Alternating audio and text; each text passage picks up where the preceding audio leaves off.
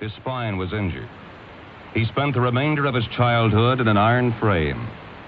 Yet he was destined to become one of France's most outstanding and revered military commanders. I'll be back with his story after this message. Going on holidays? Ask Dawes Goodyear Auto Care Tully about their current tyre offers. See Dawes for that awesome deal. Buy 3 Goodyear Assurance Triple Max 2 passenger tyres and get the 4th tyre free. Dawes Goodyear Auto Care Tully has up to $100 off a set of 4 Wrangler Triple Max SUV tyres and up to $100 off a set of 4 Goodyear Wrangler All-Terrain Adventure 4x4 tyres. With Dawes Goodyear Auto Care Tully, you'll be good to go. Ask in store for T's and C's. When it's time to stock up on eggs, you know, the perfect protein source with all the amino acids, your body needs all that. What about local ones? Hanson's Hill Eggs, North Dee Rail, you can buy direct from the farm. Their happy pasture eggs are fed on the finest diet. This makes their eggs perfect. They deliver from Cairns to Mission Beach, so just give them a buzz a little bit later on 0429 675 320 to arrange a carton or 2. Now, there's an excellent idea. Do you need insurance? Talk to Acme Insurance Brokers.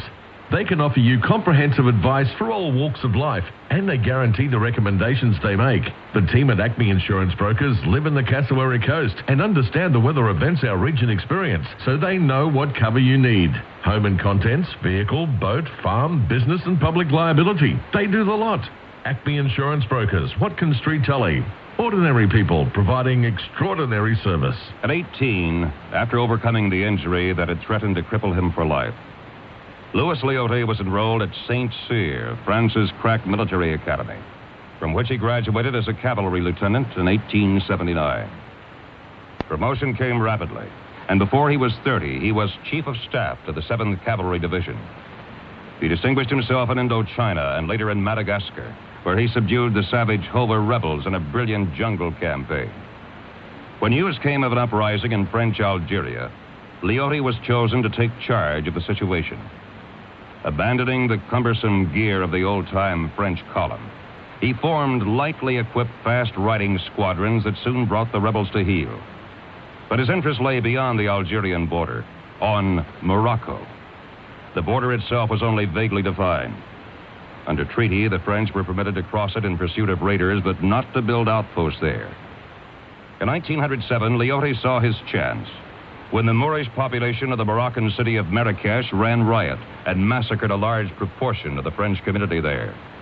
The Paris press screamed for reprisals, and other interested nations gave France a free hand in policing Morocco. Now a divisional general, Liotte sent his troops over the Algerian border where they captured Oujda, capital of eastern Morocco. To consolidate his foothold, he resorted to diplomacy with such effect that his desert empire experienced a period of hitherto unknown harmony. Liotte was withdrawn to command an army corps in France. His colonial days might have ended then had not a revolt flared in the Moroccan capital of Fez. The situation was desperate. Prompt and drastic action had to be taken, and the obvious man to take it was Liotte. Accordingly, he was appointed High Commissioner and Resident General of Morocco. He arrived in Fez in 1912. That night, a ball was given in his honor. Even as it was in progress, the Moors struck 15,000 fanatical tribesmen. The French were forced to abandon their city outposts with heavy losses, but Liotte was quick to hit back. After 24 hours of fierce hand-to-hand fighting, the Moors withdrew to lick their wounds. 5 French battalions pursued them into the desert and broke their final resistance. France hailed Liotte as her greatest empire builder as he embarked on the methodical colonization of Morocco. In 1925, he was called on to suppress the rifts under Abdel Karim, a gallant fighter for Moroccan independence. He left Morocco in 1927 and settled into retirement in France. Following his death on July 27, 1934, his body was taken back to Morocco and enshrined at Rabat. Our time is up. Till we meet again for another chapter in the Passing Parade, this is John Doremus. Thank you so much, and goodbye for now. This is Brittany Elise with my new single, Sunshine Hurricane, here on Glennie's Breakfast Experience.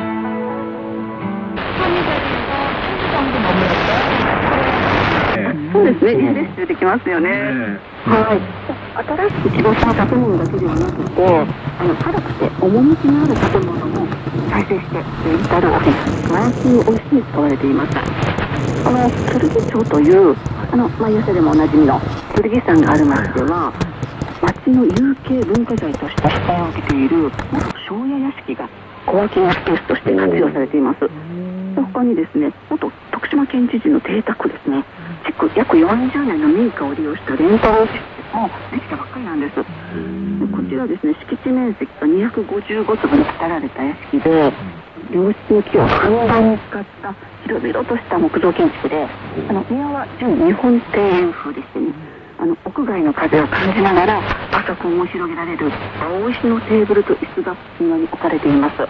で、ここは今借り手を募集しているそうです。本当にいろいろな形のコワーキングスペースできているんですね。はい、たくさんできてます。どうしてなんですか？はいはい、こういうユニークなレンタルオフィスが県内のあちこちにできている理由なんですけども、これはですね、徳島県が2012年から取り組んでいる徳島サテライトオフィスプロジェクトが背景にあるんです。サテライトオフィスというのは企業がこの本社から離れた場所に、開設する小規模なオフィスですよね。はい、そうです。実はですね、徳島県は知る人ぞ知るサテライトオフィス県なんです。2019年には北海道と並んでサテライトオフィス開設数が日本一になりました。で、現在サテライトオフィスの開設数は81となりまして、これは全国2位だそうなんです。でですね、この躍進の秘密なんですが、これは全国屈指のブロードバンド環境にあります。全国どこよりも早く県内全域に光ブロードバンド環境 suffered devastation.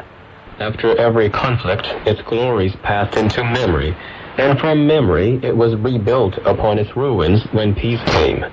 And from the memory of the past, as it was recorded, I have depicted a part of the old life of Nanjing. Since the Taipings, however, it has never recovered its ancient beauty. It is as if the successive restorations were only copies done by some vulgar artist of the original picture. After repeated copying, the color of the original was lost, and only vulgarity remained. From time to time, in periods after the Southern songs, which lasted from 1127 to 1276, scholars of Puritanic bent or Stoic leanings objected to the type of effeminate refinement which grew along the Qinhuai, now but an empty name with pleasant associations. But we must aver that the wrong lay not in enjoying the refinements of life, but in the neglect of work and duty which should go with enjoyment. If there were only work and not play, Jack would be a dull boy. The Stoic ways of living, which came into vogue with the philosophers of the Song dynasty, bequeathed to China generations of dull jacks, which knew neither play nor the right sort of work. They killed art, and with art, life. They attacked bad morals, but countenanced that abominable and most immoral institution, the foot-binding of women. Compare this with life in the Tang dynasty, which lasted from 618 to 905, when work and play went hand in hand, and a healthy civilization shone like the brilliant sun upon all its neighbor nations.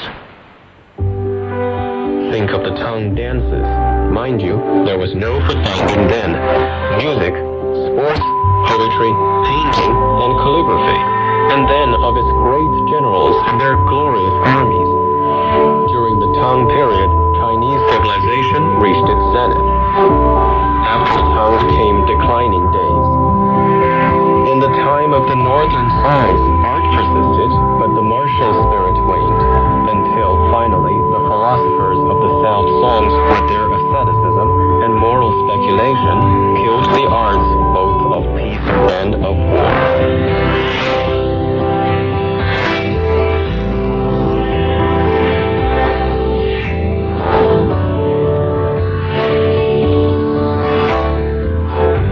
Was part 1 of chapter 20 of the book Times from the West, a Chinese autobiography written by Chao Lei, read by Tang Daming, and published by the Foreign Language Teaching and Research Press. in this book has been updated for contemporary usage. Join us again next time on A Light on Literature for Part 2 of Chapter 20, titled The Rise of the Kuomintang to Power.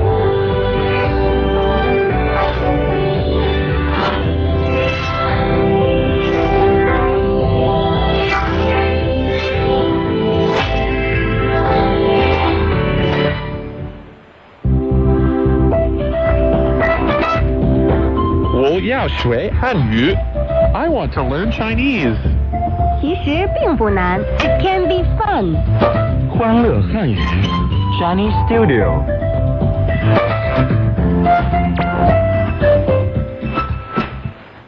Welcome to a brand new week on Chinese Studio. 我是 Cam. And 我是亚杰. Cam, we had a great time last week. So this week, we're going to talk about sightseeing. Yeah, that sounds pretty good. Let's check out keywords of the day. Keywords of the day. Where are the sights to see in Beijing? 北京有哪些景点? The Great Wall, 长城.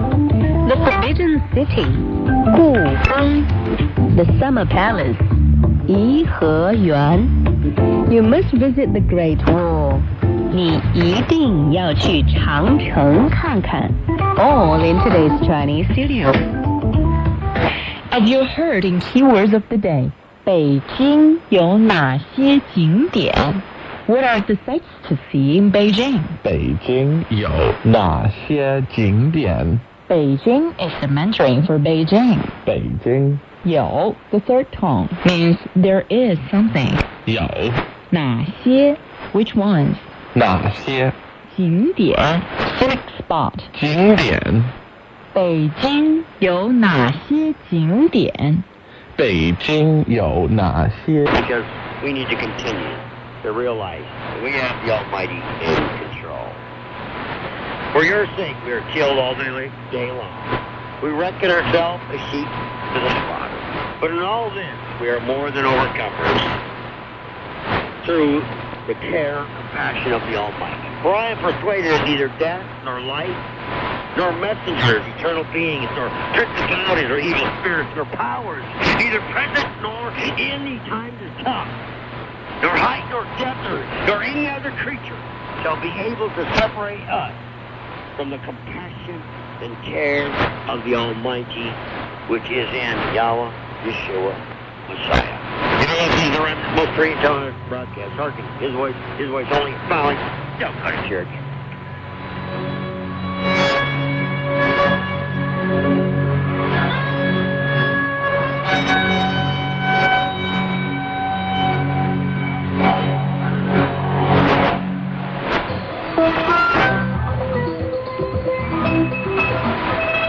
At this time, WWCR ceases operation on this frequency. We invite you to tune your shortwave receiver with us to 9.350 megahertz. That's 9.350 megahertz.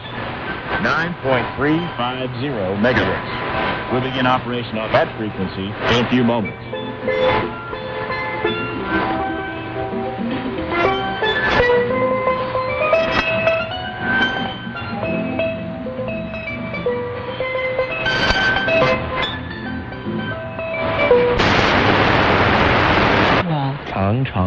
Kan, to take a look at or visit. 看看你一定要去长城看看。我一定要去长城看看 I must visit the Great Wall. 都说不到长城非好汉。是啊，你一定要去长城看看。Keywords reminder. Where are the sights to see in Beijing? 北京有哪些景点? The Great Wall, 长城. The Forbidden City, 故宫. The Summer Palace, 颐和园. You must visit the Great Wall. 你一定要去长城看看. Well, we've run out of time already, so let's get to our question du jour. How do you say you must visit the Summer Palace in Chinese? We'll see you tomorrow. 再见.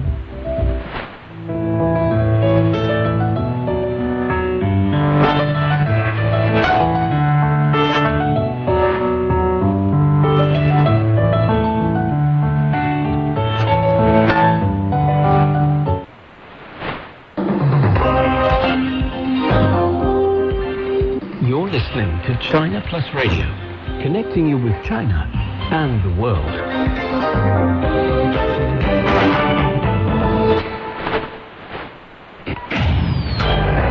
Now the news, I'm 3. The crew of China's Shenzhou 13 spaceflight mission has completed their first spacewalk around 3 weeks after their arrival at the country's new space station. Mission Commander Zhai Zhigang and his fellow crew member Wang Yaping worked outside the cabin, while astronaut Ye Guangfu provided support from inside the station during the spacewalk. It was Zhai's second spacewalk, 13 years after his first one. It also made Wang Yaping the first Chinese female astronaut to conduct a spacewalk. Foreign Minister Wang Yi says China welcomes Iran's decision to return to nuclear talks at the end of this month. He made the remarks during a phone call with his Iranian counterpart Hussein Amir Abdullahian. The Iranian diplomat says Tehran is willing to strengthen communication and coordination with China on the issue. Talks aim at bringing Iran and the United States back into compliance with the 2015 nuclear deal began this year. The 7th round of talks is scheduled for November 29th in the Austrian capital, Vienna, nearly 5 months after the last one. The Iraqi Prime Minister has resumed his work after surviving an assassination attempt in the heavily fortified Green Zone in central Baghdad. Mustafa al-Kadhimi escaped and heard an assassination attempt by a booby-trapped drone that landed on his residence early on Sunday. It came amid protests by followers of political parties rejecting last month's election results. Al-Kadhimi has held an emergency meeting with the Ministerial Council for National Security to discuss the drone attack. A statement issued after the meeting says security forces will work to uncover the parties involved in this terrorist attack and bring them to a fair trial. A U.S. Federal Appeals Court has issued a stay freezing the Biden administration's efforts to require that workers at U.S. companies with at least 100 employees be vaccinated against COVID-19 or be tested weekly. The Court of Appeals for the Fifth Circuit cited grave statutory and constitutional concerns with the administration's mandate. The ruling comes after numerous Republican-led states filed legal challenges against the new rules, which were set to take effect on January the 4th. At least 108 people have been killed and 92 others injured in a fuel tanker explosion in Freetown, Sierra Leone. The incident happened late Friday following a leakage from a loaded fuel tanker after it collided with a truck on a highway.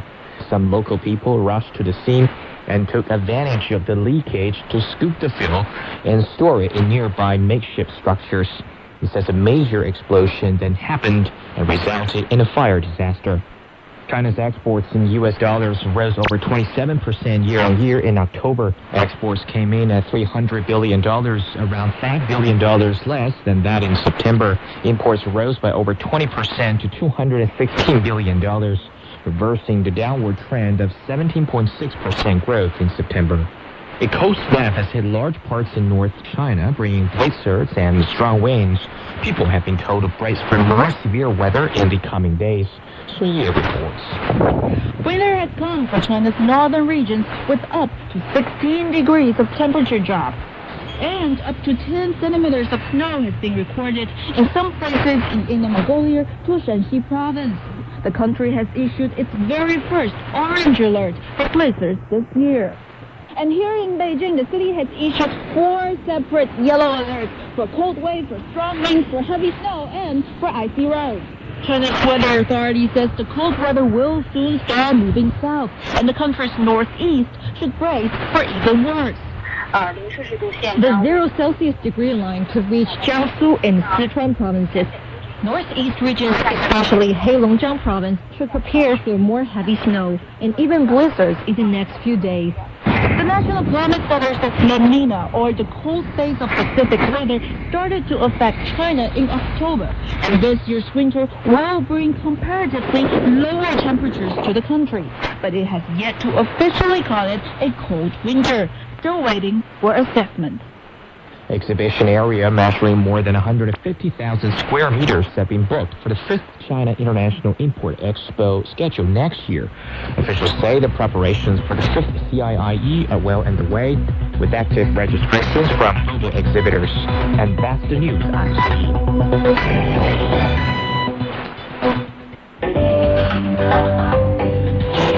You're listening to a flashback of Roundtable, an in-depth discussion on the hottest topics in China.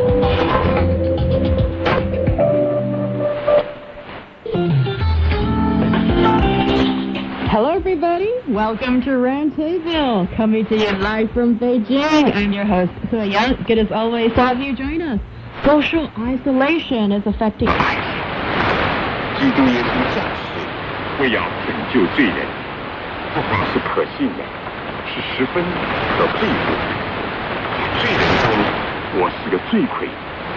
然而，我蒙了怜悯，是因耶稣基督要在我的罪魁身上显明他一切的忍耐，给后来信他和永生的人做榜样。多么美好的见证！耶稣降世到世界上来，就是为要拯救罪人。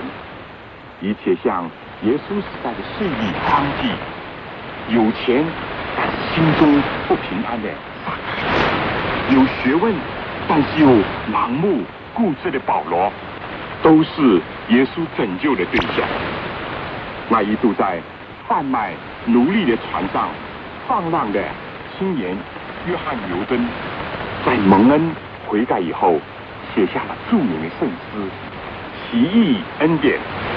在他晚年丧失了一切记忆的时候，他讲：“我只记得2句话，我是罪人，耶稣是罪人的救主。上帝爱世人，甚至将他的独生子赐给他们，就先差遣耶稣降生，叫一切信他的不止灭亡，反得永生。但拯救罪人不止灭亡，还没有达到他全部的使命，让罪人反得永生，才是耶稣降生为人的意义的目的和意义。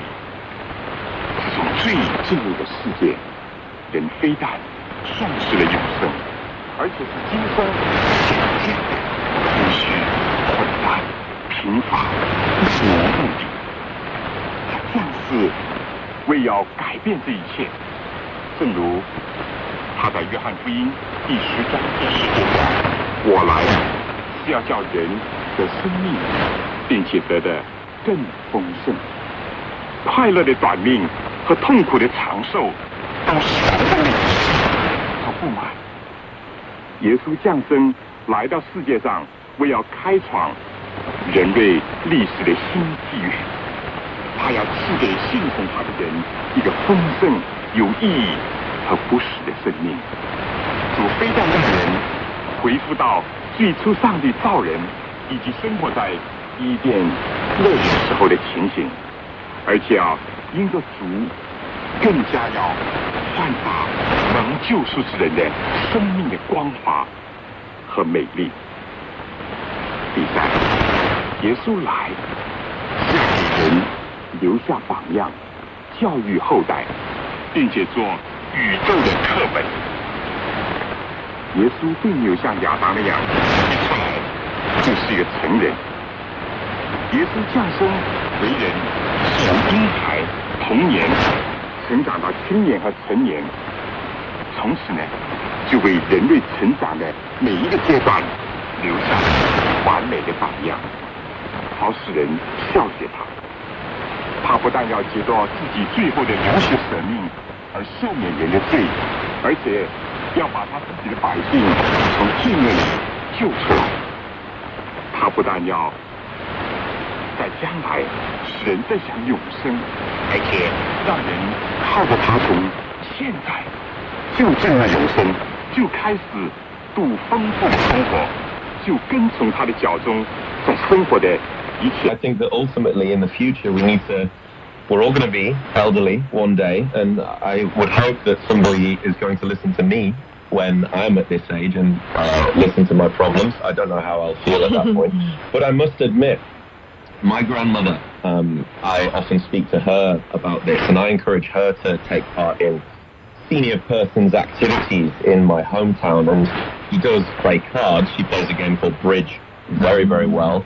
And she does this, although she hasn't been able to do this so much because of COVID, but she did do this. But she doesn't want to go to a lot of these activities because she feels that she is too able-minded to be hanging around with, other old people.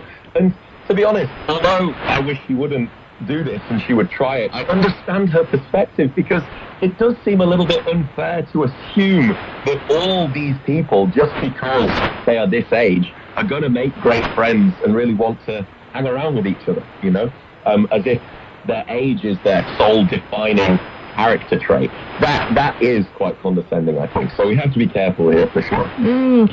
You touch on some really interesting subjects.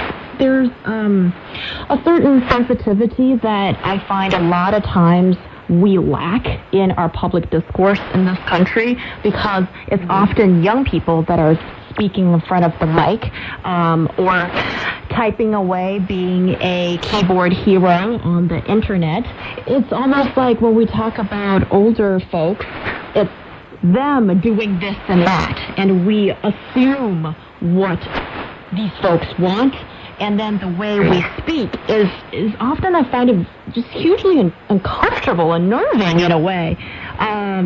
It's interesting that when somebody is older, let's say in their 70s, 80s, or whatnot, life treats you in just such this profound way. We started as little babies, right? And we had to depend on other people. And now we grow up. For years, we think that we're invincible. And then, as you grow older, health sometimes deteriorates, or sometimes your body function sort of it doesn't move the way it used to be. And then we gradually sort of maybe lose some of that agency or mobility in some cases, unfortunately. And then when you grow old, it's almost like, in another sense, you become dependent on other people. And that might be very difficult for one to register, to take in.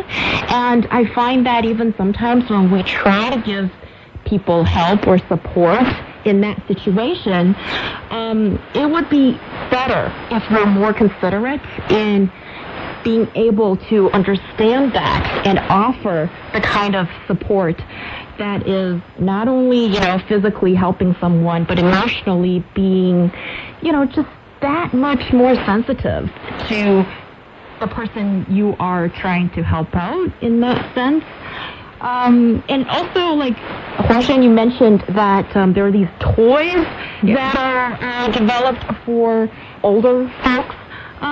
See that again. I just find it to be like an interesting coincidence that we talk about toys usually connected to kids, right? And now it's toys for older folks. And I'm wondering if this can really help, or what kind of toys or kind of devices are de facto useful for older people, because I suppose that the kind of organs or cognitive functions that one hopes to exercise in this sense